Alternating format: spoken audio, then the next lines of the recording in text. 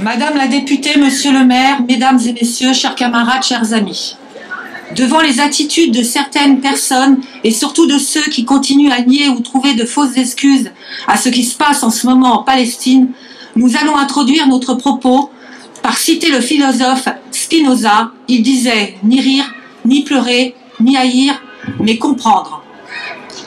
Pour être juste, honnête et pouvoir émettre un jugement, nous devons remettre ce qui se passe en Palestine dans son contexte historique, ainsi que comprendre la réalité.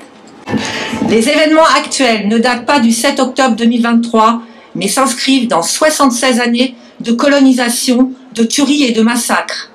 Permettez-nous de vous rappeler quelques événements marquants. Massacre de Der Yassin, le 9 avril 1948.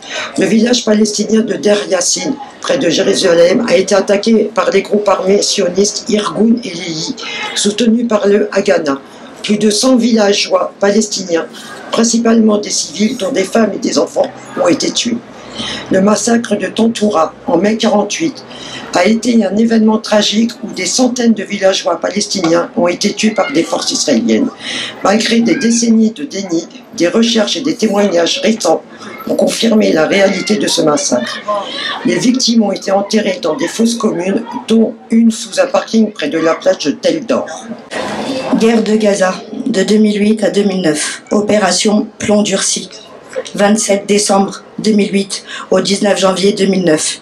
1400 Palestiniens tués. Guerre de Gaza de 2012. Opération Pilier de défense. 14 au 21 novembre 2012. Plus de 174 Palestiniens tués. Guerre de Gaza de 2014. Opération Bordure protectrice.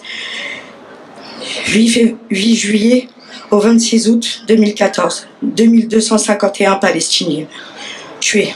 Guerre de Gaza de 2022. Opération Épée de fer. 5800 Palestiniens ont été tués, dont plus de 2000 enfants. Guerre Israël-Hamas de 2023 à 2024. Octobre, le 7 octobre 2023. 40 000 Palestiniens tués. Le général Ancel parle de 70 000 tués. Le 26 mai 2024, Ahmed al-Najjar, un bébé de 18 mois, a été tué lors du massacre des tentes de Rafah. Ahmed al-Najjar a été retrouvé décapité à la suite de ces frappes. Il a été décapité et enterré sans tête. Depuis le 7 octobre 2023, on nous parle de la guerre d'Israël-Hamas en Cisjordanie, qui est sous l'autorité palestinienne de Mahmoud Abbas et donc pas du Hamas.